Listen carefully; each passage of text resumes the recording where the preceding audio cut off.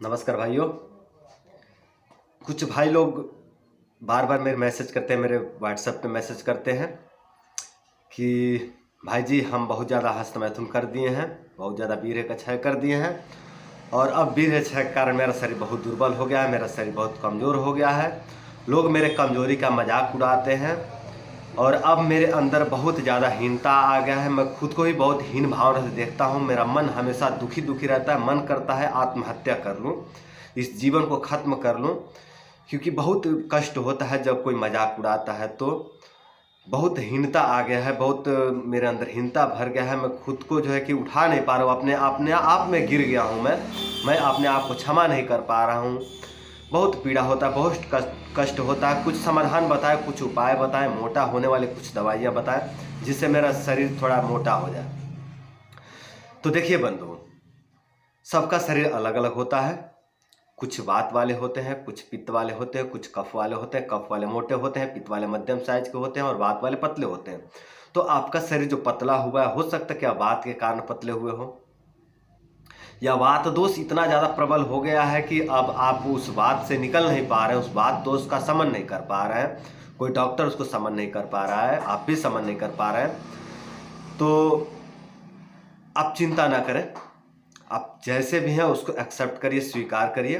धीरे धीरे सब होगा। आप बहुत जल्दबाजी में हैं, इसलिए शायद आपके साथ इस तरह से हो रहा है कि आपका शरीर जो है कि 6 से ऊपर नहीं उठ पा रहा है, शरीर नीचे ही नीचे पड़ा रहता है, शरीर ऊपर नहीं उठ पा रहा है। शायद आप बहुत जल्दबाजी कर रहे हैं।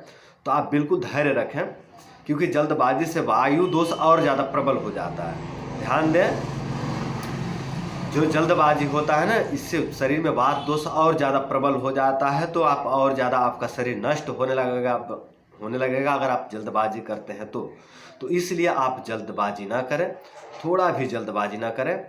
आप जो है कि धैर्य रखें, धैर्य रख करके आप नियम संयम का पालन करते रहें, ब्रह्मचर्य का पालन करते रहें। जो हुआ सो हुआ, सब भूल जाइए और ब्रह्मचर्य का पालन करते हुए आप धीरे धीरे आगे बढ़िए।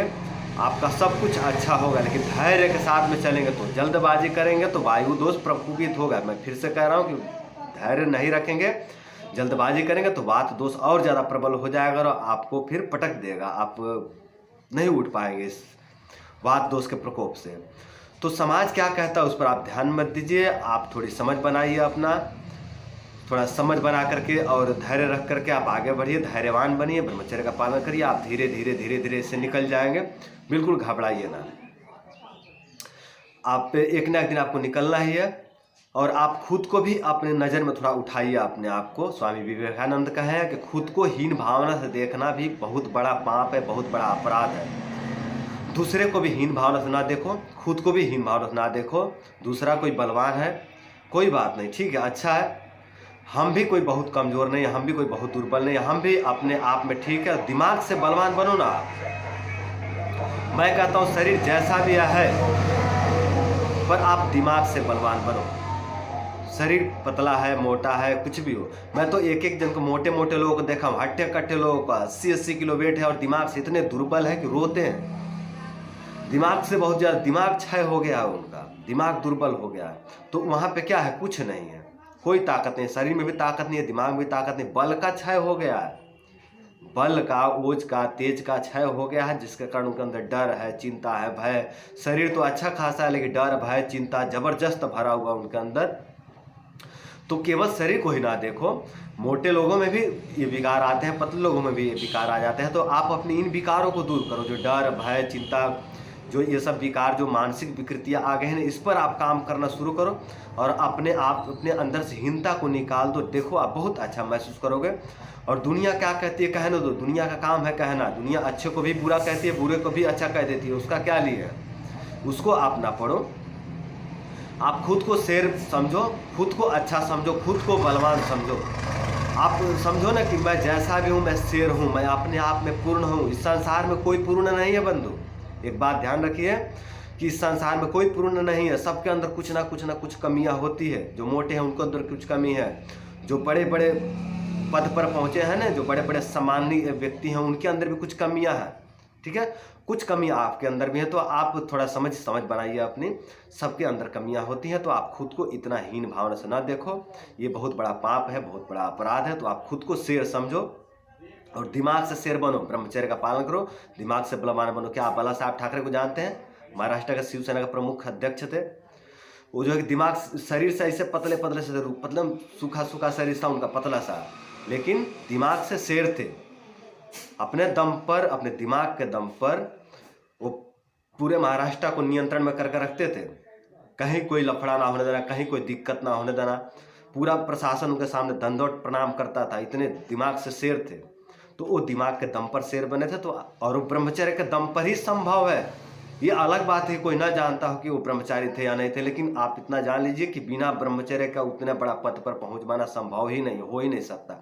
और उतना हैवी दिमाग, उतना शेर के जैसा कलेजा रखने वाला व्यक्ति ब्रह्मचारी ही हो सकता है। अब ब्रह्मचारी व्यक्ति वहां तक नहीं पहुंच सकता। तो मैंने बाला साहब ठाकरे का उदाहरण इसलिए दिया ताकि आपको समझ बने कि पतला व्यक्ति भी बड़ा से बड़ा काम कर सकता है। आप हीन भावना से ना देखो खुद को। बाला साहब ठाकरे भी आपके जैसा अगर सोच रखते ना तो कहीं और ही होते। देखिए आज के पूरा महाराष्ट्र उनको पूछता है ना। दुनिया छोड़ के चले गए, स्वर्गवासी हो गए, लेकिन आज भी पूरा जो है कि दुनिया उनको पूछता है, लगभग पूरा महाराष्ट्र उनको पूछता है।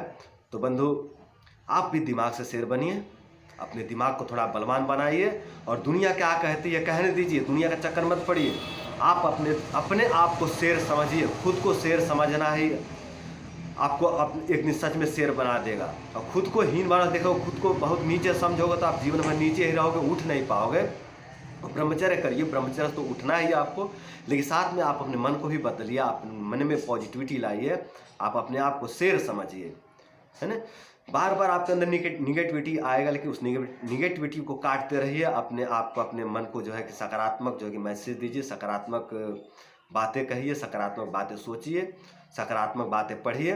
नकारात्मक लोगों के संगत में मत रहिए, नकारात्मक लोगों की बातों को मत सुनिए। वो जो उनका जो सुनते हैं उसको एक कान से सुनकर दूसरे कान से निकाल दिया करिए, तो आपके लिए बहुत बेस्ट होगा। और आपके लिए, आपको एक दिन धीरे धीरे ऊपर उठा देगा ये सब उपाय, ठीक है। तो बंधु, घबराइए ना, धैर्य के साथ में ब्रह्मचर्य का पालन करें और आप अपने मन को पॉजिटिव बनाए रखें। आप एक दिन शेर बनेंगे दिमाग से, और जरूर बनेंगे। तो बंधु, आज के लिए इतना ही, और उम्मीद करता हूँ कि आप ब्रह्मचर्य का पालन करेंगे और एक दिन शेर बनेंगे। नमस्कार।